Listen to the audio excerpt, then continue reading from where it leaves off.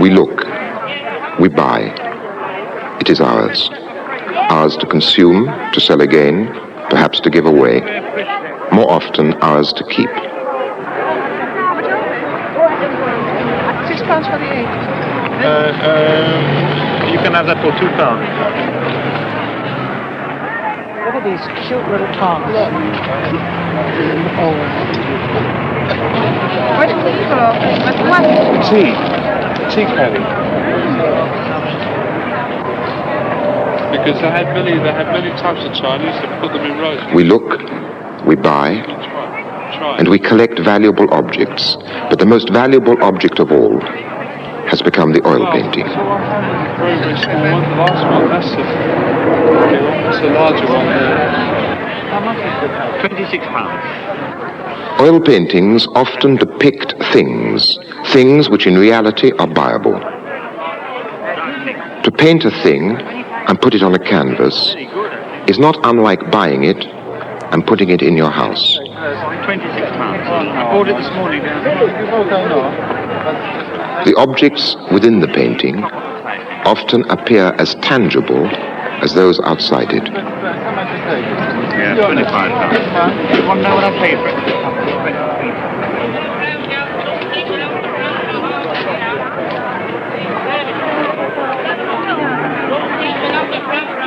If you buy a painting, you buy also the look of the thing it represents. £22.10.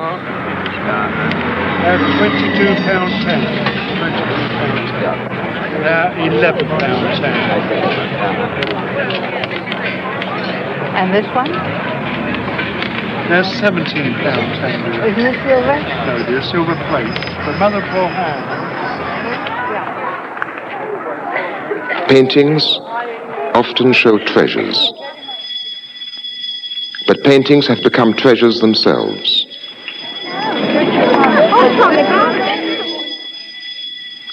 Art galleries are like palaces, but they are also like banks. When they shut for the night, they are guarded, lest the images of the things which are desirable are stolen.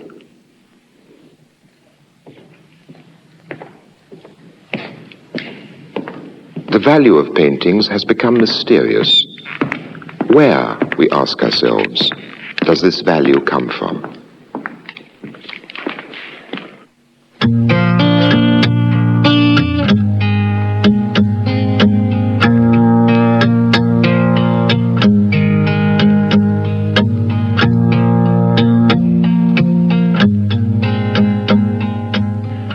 Those who write about art, or talk, or teach about it, often raise art above life, turning it into a kind of religion. In the first of these programs, I tried to show how and why modern methods of reproduction and communication, like color photography, like television, have theoretically changed the meaning of the visual art of the past, demystifying it and making it secular. But mostly those who use these new methods of reproduction and communication, those who write books or make television programs about art, tend to cling to the old approach. Art remains something sacred. A love of art seems automatically to be offered as a sublime human experience. This picture, which shows a 17th century patron surrounded by his collection, tells us more about Europe and painting from the Renaissance onwards than hundreds of art books or essays on aesthetics. What does it show? The sort of man for whom painters painted their paintings. What are these paintings? Before they are anything else, they are objects which can be bought and owned. Unique objects. A patron cannot be surrounded by music or poems in the same way as he is surrounded by his pictures. Does this special ownership of pictures engender a special kind of pride? It is as though he lives in a house built of paintings. What is their advantage over walls of stone or wood? They show him sights. There are many different subjects. But what the pictures all have in common is that they are painted with oil paint. From about 1500 to 1900, the visual arts of Europe were dominated by the oil painting, the easel picture. This kind of painting had never been used anywhere else in the world before.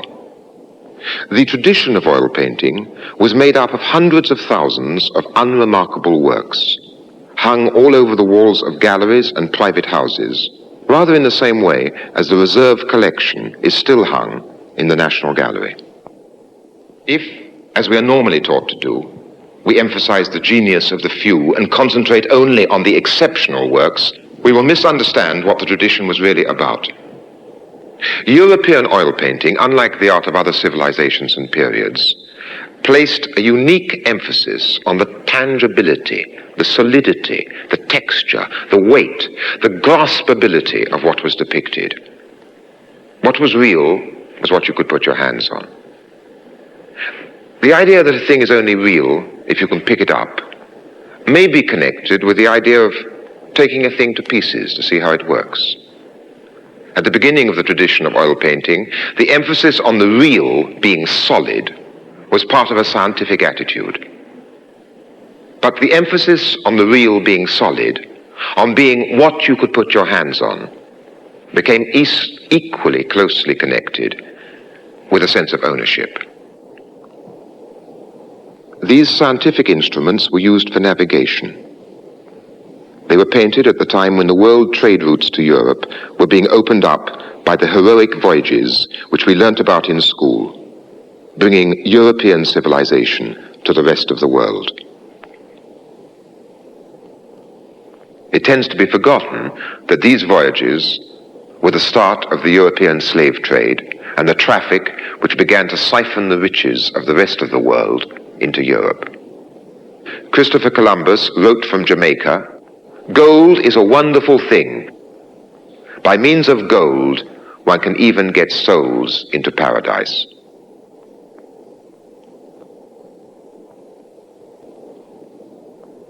In 1519, Magellan set out to sail round the world. He and an astronomer friend with whom he had planned the voyage were to keep 20% of the profits made and the right to run the government of any land they discovered and conquered. This globe charts Magellan's voyage round the world. Beside it is a book of arithmetic, a hymn book, and a lute. To conquer a land, it was always necessary to convert it to Christianity. The picture was painted in 1533 by Holbein. It shows two French diplomats in London. The picture is about science, about navigation, about diplomacy, about power. But in the way that it has been painted, in the way that it has been seen, what is it most about?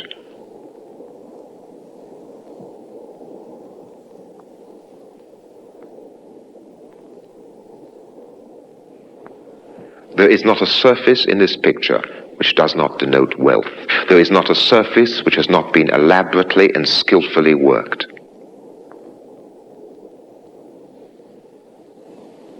Except for their faces and hands, every square inch of the canvas has been gone over numerous times by weavers, embroiderers, carpet makers, mosaic makers, leather workers, furriers, jewelers, and last of all, by Holbein the painter. They are two men convinced that the world is there to furnish their residence in it. The seafaring instruments have been placed on an eastern carpet. Without the first, the second would not be there. Implicit in the rise of European Christian culture was the destruction of other cultures. But the Europeans saw it differently. They believed that their civilization was in all respects more advanced than any other. The African kneels to hold up an oil painting to his master. The painting he is holding depicts the castle above one of the principal centers of the West African slave trade. Many works of art in other cultures and periods have celebrated wealth and power. Gods, princes, and dynasties were worshipped. But these works were static, ritualistic, hierarchic, symbolic. They celebrated a social or divine order.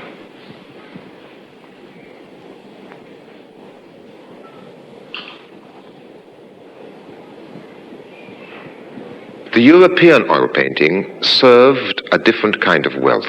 It glorified not a static order of things, but the ability to buy and furnish and to own. Before the invention of oil painting, medieval European painters often used gold leaf in their pictures.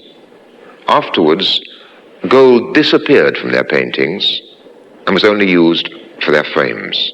But sometimes the paintings themselves were simple demonstrations of what gold, of what money could buy. A certain kind of oil painting celebrated merchandise in a way that had never happened before in the history of art. Merchandise became the actual principal subject of these works. Eating is a pleasure, but these paintings cannot be eaten. They are a demonstration of something else.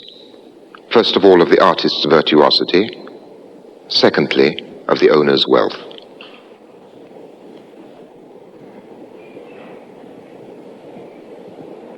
Livestock.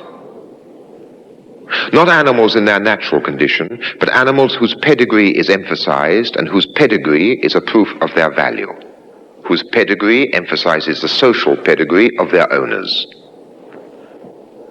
They are painted like pieces of furniture, a table or chair with 4 legs. Objects. Objects which, significantly enough, became known as objets d'art.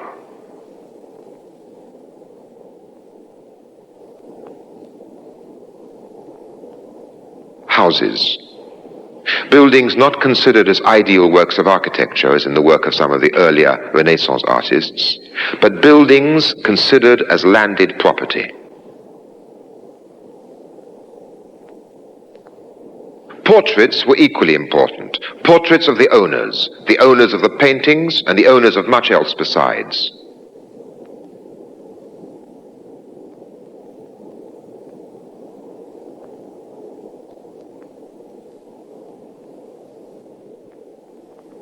These paintings did not directly celebrate what was buyable. They were records of the confidence of those to whom ownership brought confidence. Those who could buy banquets, horses, bulls, houses, hung on their walls generations of portraits, painted to celebrate a continuity of power and worthiness. There were hundreds of thousands of such portraits, but those they depicted represented an exceedingly small fraction of the population. The poor have neither annals nor portraits. Their lives are unrecorded. But again, the style with which the average portrait was painted reveals something about the basis of this confidence and of this so-called dignity of the sitter.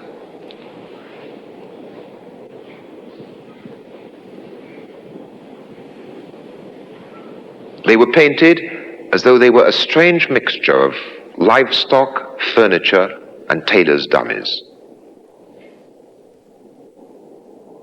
Every portrait is a record which says, I once existed and looked like this. These portraits say in addition, I was an object of respect and envy. I had only to raise my hand to receive attention.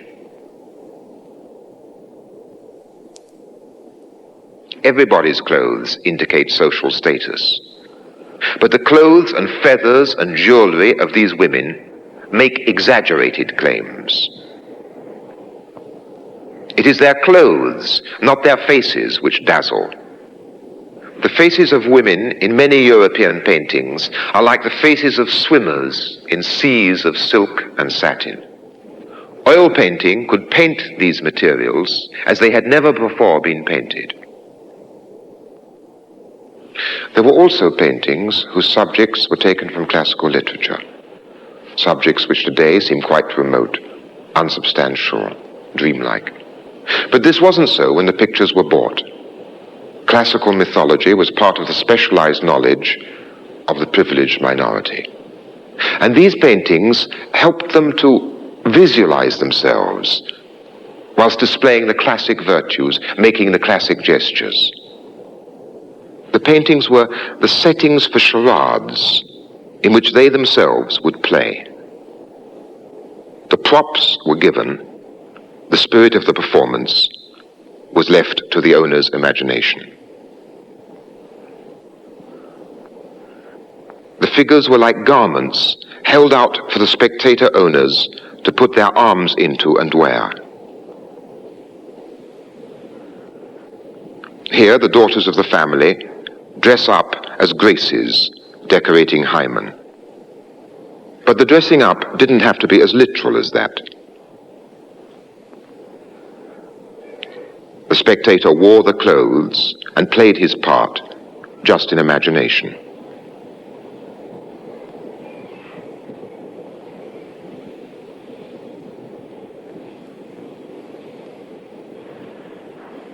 Who would you guess she was meant to represent? Different painters see her differently. But do these paintings have anything in common? And if so, what is it that they all convey?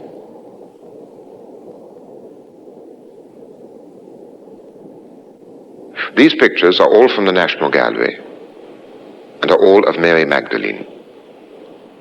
The point of the original story is that a prostitute so loves Christ that she repents of her past and comes to accept the mortality of flesh and the immortality of the soul. In each case, the way the picture is painted contradicts the essence of the story. The method of painting, the way of seeing, can only envisage her as being, before everything else, takeable. The hypocrisy is sexual. The title suggests sacred love.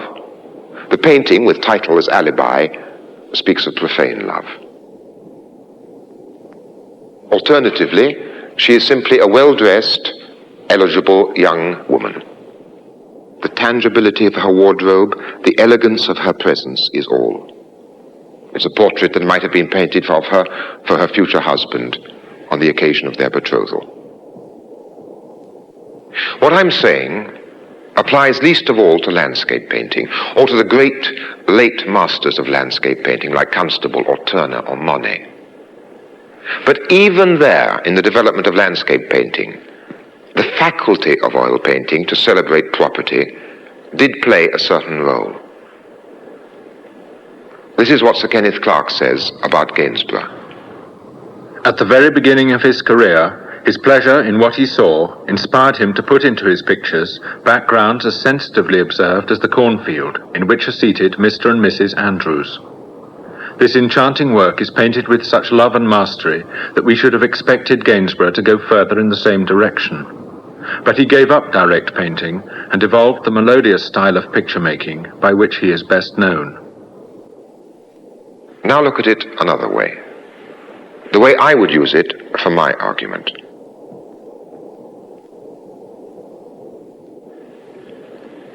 They have become not a couple in nature as Rousseau imagined nature. Theirs is private land. Look at their attitude towards it. The attitude is visible. If a man stole a potato at that time, he risked a public whipping. The sentence for poaching was deportation. Without doubt, among the principal pleasures this painting gave to Mr. and Mrs. Andrews was the pleasure of seeing themselves as the owners of their own land. And this pleasure was enhanced by the ability of oil paint to render this land in all its substantiality. The surrealist painter Magritte commented on this faculty of oil painting. The painted landscape stands in for the real one. A number of great painters used oil paint to express their own highly personal and exceptional visions. They, in many ways, contradict my argument. They also contradict the tradition from which they sprang. This picture by Rubens celebrates the park and farmland surrounding the chateau he lived in. But the chateau and its owners are far away. Hunting is free. The fields are golden. The landscape is like a counterpane on a bed. It is a painting which goes beyond its traditional category.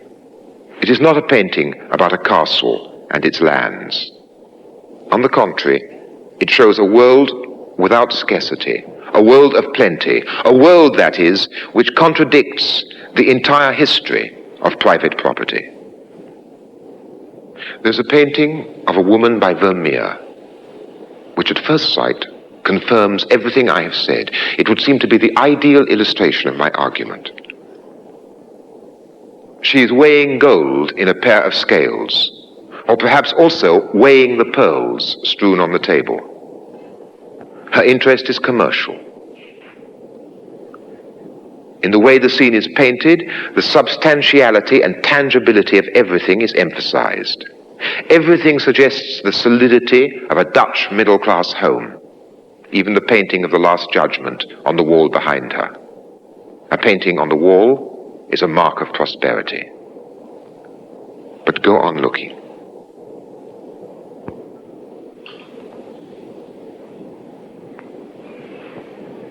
Gradually the painting becomes more mysterious, less easily explainable in my terms. The light falls on her face, on her fingers, on the scales, on the pearls. The moment has been preserved. And as we realize that, the way that it has been preserved, we realize that, like every moment, it was unrepeatable. It is as though she is holding the moment between her forefinger and thumb on the scales of the past and the future. Despite its apparent celebration of property, this painting is about the mystery of light and time as we look up at the stars.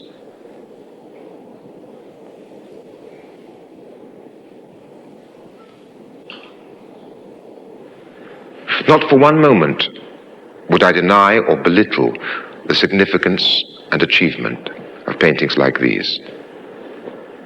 But we should not confuse these exceptional paintings, and everything in the museums, everything said by art experts, encourages this confusion. We should not confuse such exceptional works with the purpose and significance of the general tradition. Let me show the difference again, this time at the highest level. Two self-portraits by Rembrandt. One when he was young, one when he was old. But the difference between them isn't just a question of how age changes a man's character. In the first painting, Rembrandt used the style and methods of the tradition for their traditional purposes, as an advertisement for the owner's good fortune, prestige, and wealth. In the later painting, he has turned the tradition against itself. All has gone, except a sense of the question of existence as a question.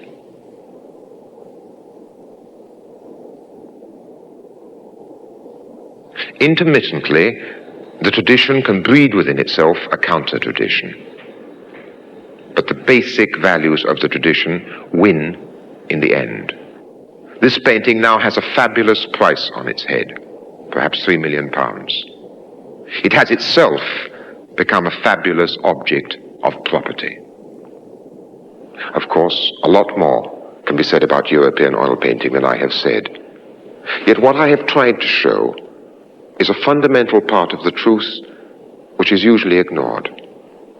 We study other cultures far away as anthropology. That's to say, we study them from the outside. We don't judge them purely according to their own explanations of themselves. Now, if we look at the culture of the European oil painting in the same spirit, leaving aside its own claims for itself, I believe we will find that oil painting was, before everything else, a medium which celebrated private possessions. The tradition of the oil painting has now been broken once and for all. In some ways, publicity has taken its place. The sight of it makes us want to possess it.